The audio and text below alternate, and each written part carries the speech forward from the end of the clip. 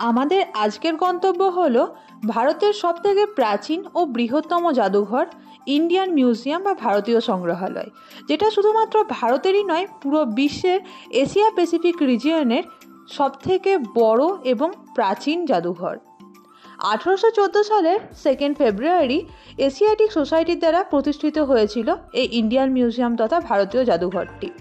আজকের ব্লগে থাকছে ইন্ডিয়ান মিউজিয়াম রিলেটেড বিভিন্ন ধরনের ইম্পর্টেন্ট ইনফরমেশন, যেগুলো আপনারা যদি ইন্ডিয়ান মিউজিয়াম আসতে চান তাহলে আপনাদের কিন্তু অনেক ক্ষেত্রেই কাজে লাগবে। নমস্কার সকলকে, আমি অর্চিতা, অর্চিমিত ট্রাভেল ব্লগ চ্যানেলে আপনাদের সকলকে স্বাগত জানাই নতুন একটা ব্লগের সাথে। আশা করি সকলেই ভালো আছেন। চলুন তাহলে ব্লগটা শুরু করা যাক। এই ইন্ডিয়ান মিউজিয়ামে ঢুকতে গেলে কিন্তু টিকিট কাটতে হবে এবং টিকিট কাউন্টারটা কিন্তু মিউজিয়ামের ঠিক বাঁ দিকেই রয়েছে। চলুন আপনাদেরকে টিকিট কাউন্টারটি দেখিয়ে দিই এবং টিকিটের এন্ট্রি ফি হিসাবে কীরকম কী টাকা লাগে সেটাও আপনাদেরকে জানিয়ে দেব। এখানে অ্যাডাল্টদের ক্ষেত্রে এন্ট্রি ফি লাগে 75 টাকা পার হেড এবং 5 বছরের নিচে বাচ্চাদের কিন্তু কোনো রকম এন্ট্রি ফি লাগে না। আর 5 বছরের ওপরে এবং 18 বছরের নিচে যারা রয়েছে তাদের জন্য 20 টাকা পার হেড হিসাবে এখানে কিন্তু এন্ট্রি ফি লাগে। মিউজিয়ামের ভিতরে ঢোকার পরে কী কী ডুজ এবং ডোন্টস রয়েছে সেগুলো কিন্তু এখানে লেখা রয়েছে, আপনারা চাইলে ভিডিওটা পজ করে একবার পড়ে নিতে পারেন। 75 টাকা দিয়ে টিকিট কাটার পরে আমরা কিন্তু ঢুকে গিয়েছি ইন্ডিয়ান মিউজিয়ামের ভিতরে। আর এখানে কিন্তু আপনারা কোনো রকম ব্যাগ নিয়ে ঢুকতে পারবেন না, ব্যাগ রাখার জন্য কিন্তু আলাদা একটা কাউন্টার রয়েছে, সেখানে ব্যাগটা রেখে দিতে হবে। এবার যারা ইন্ডিয়ান মিউজিয়াম আসতে চান শিয়ালদা থেকে বাই বাসে, তাদের জন্য কিছু ইনফরমেশান জানিয়ে রাখি। এখানে আপনারা ইন্ডিয়ান মিউজিয়ামে আসতে গেলে শিয়ালদা থেকে 3D 47/1, 3C/1, 213 এরকম বিভিন্ন ধরনের বাস কিন্তু রয়েছে, যেগুলো শিয়ালদা থেকে ইন্ডিয়ান মিউজিয়াম আপনাদেরকে পৌঁছে দিতে পারে। আর যারা হাওড়া থেকে মনে করছেন আসবেন, তাদের ক্ষেত্রে C, S5, S6, AC5, AC6, 212 এই বাসগুলি রয়েছে, যেগুলো আপনাদেরকে ইন্ডিয়ান মিউজিয়াম পৌঁছে দেবে। অর্থাৎ যে সমস্ত বাসগুলো পার্ক স্ট্রিটের দিকে আসছে সেই বাসগুলোই কিন্তু ইন্ডিয়ান মিউজিয়ামের ঠিক গেটের সামনে আপনাদেরকে নামিয়ে দেবে। এবারে আপনাদেরকে কিছু ছোটোখাটো ইনফরমেশান জানিয়ে রাখি, যেটা আপনাদের ক্ষেত্রে কিন্তু খুবই ইম্পর্টেন্ট এবং ইন্ডিয়ান মিউজিয়াম আসতে গেলে কিন্তু এগুলো জানা অত্যন্ত জরুরি। মিউজিয়ামের ভিতরে কিন্তু ক্যামেরা বা ফটোগ্রাফি স্ট্রিক্টলি প্রহিবিটেড রয়েছে। এবার যারা ক্যামেরা বা ফটোগ্রাফি করতে চান তাদের জন্য ফি লাগবে 100 টাকা ইনক্লুডিং জিএসটি। মোবাইল ক্যামেরা যদি ফটোগ্রাফি করেন তাহলে 50 টাকা ইনক্লুডিং জিএসটি।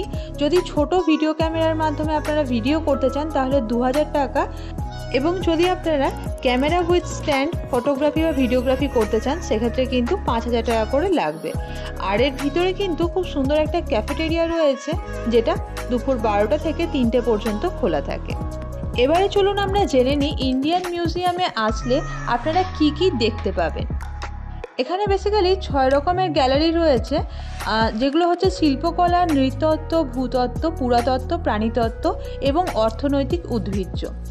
এই ইন্ডিয়ান মিউজিয়ামে আসলে আপনারা হিউম্যানিটিস এবং ন্যাচারাল সায়েন্সের সঙ্গে সম্পর্কিত ভারতীয় ও ট্রান্স ইন্ডিয়ান উভয়েরই বিরল ও অন্যান্য নমুনাগুলি কিন্তু আপনারা এখানে দেখতে পাবেন।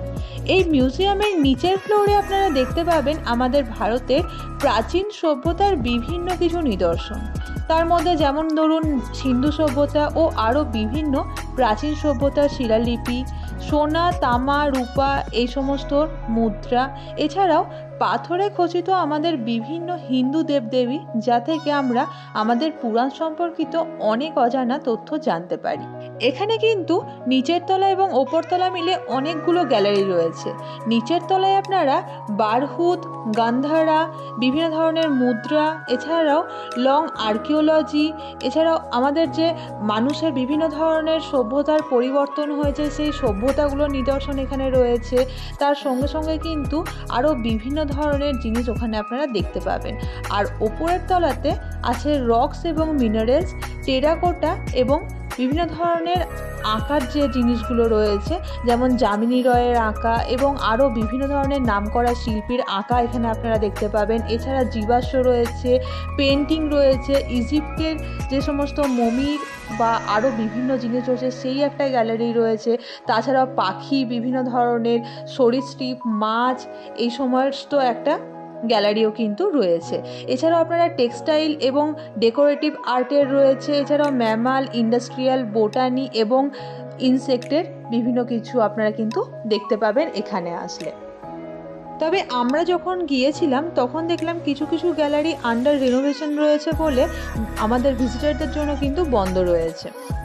2024 সালের সমীক্ষা অনুযায়ী ভারতীয় মিউজিয়ামে প্রায় 1,02,650-এর কাছাকাছি নমুনা কিন্তু রয়েছে। আপনারা যদি এই ভারতীয় মিউজিয়ামে আসেন তাহলে এতগুলো নমুনার সাক্ষী আপনারা হতে পারবেন। এই ইন্ডিয়ান মিউজিয়ামে এত জিনিস দেখার রয়েছে যে 1 ঘন্টা 2 ঘন্টা হাতে সময় নিয়ে আসলে কিন্তু হবে না। এখানে যদি আপনারা আসেন মোটামুটি 3.5 থেকে 4 ঘন্টা অনায়াসেই কেটে যাবে এতগুলো গ্যালারি দেখতে দেখতে। আর আমরা যখন গিয়েছিলাম ভীষণ সুন্দর লাগছিল। দেখুন নিচে সবুজ মাঠ আর চারদিকে এই দালানগুলো কি সুন্দর লাগছিল না দেখতে দেখতে। একটার পর একটা দেখতে দেখতে কিভাবে যে সময় কেটে গেল জানতেই পারিনি। যারা আসবেন মনে করছেন ভারতীয় মিউজিয়াম তাদের জন্য একটা গুরুত্বপূর্ণ ইনফরমেশন দিয়ে রাখি।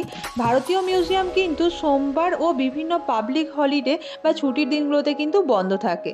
সোমবার ছাড়া প্রতিদিনই সকাল 10টা থেকে বিকেল 5টা পর্যন্ত মিউজিয়াম খোলা থাকে। আর যদি আপনারা কোনো বাইরের প্যাকেট জাতীয় খাবার নিয়ে আসেন তো চেষ্টা করবেন সেটা না নিয়ে আসতে। আর যদি সেখানে বাচ্চার জন্য কোনো খাবার আনা থাকে তো তাহলে এখানে কিন্তু একটা রুম রয়েছে যেখানে আপনারা বাচ্চাদেরকে অনায়াসে বসে খাওয়াতে পারবেন। তাই যারা মনে করছেন যে বাচ্চা সাথে আছে কিভাবে যাবেন বা কোথায় খাওয়াবেন তাদের জন্য বলে রাখি নিশ্চিন্তে আসতে পারেন। এখানে যে রুমটা আছে সেই রুমে সোফা রয়েছে, বসার খুব সুন্দর জায়গা রয়েছে এবং জলেরও ব্যবস্থা রয়েছে। তো সেই জন্যই যদি আসতে চান বাচ্চা নিয়ে অবশ্যই আসতে পারেন। ইন্ডিয়ান মিউজিয়ামটার বাইরে থেকে আপনাদেরকে একটুখানি ভিডিওটা দেখিয়ে দিচ্ছি। এই যে সাদা রঙের এবং লাল রঙের বিল্ডিংটা দেখতে পাচ্ছেন এই দুটোই কিন্তু আমাদের ইন্ডিয়ান মিউজিয়াম। যারা মনে করছেন নিজস্ব গাড়ি অর্থাৎ 4 হুইলার বা 2 হুইলার নিয়ে ইন্ডিয়ান মিউজিয়াম আসতে চান তাদের ক্ষেত্রে বলে রাখি এখানে কিন্তু পার্কিং ফ্যাসিলিটি রয়েছে।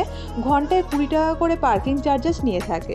তাই আপনারা অবশ্যই যদি নিজস্ব গাড়ি নিয়ে আসতে চান আসতে পারেন, কোনো রকম সেক্ষেত্রে কিন্তু প্রবলেম হবে না।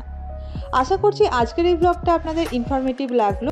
আজকের এই ব্লগটা যদি আপনাদের ভালো লেগে থাকে অবশ্যই লাইক শেয়ার করতে ভুলবেন না। আর কেমন লেগেছে নিচের কমেন্ট বক্সে লিখে অবশ্যই কিন্তু জানাবেন।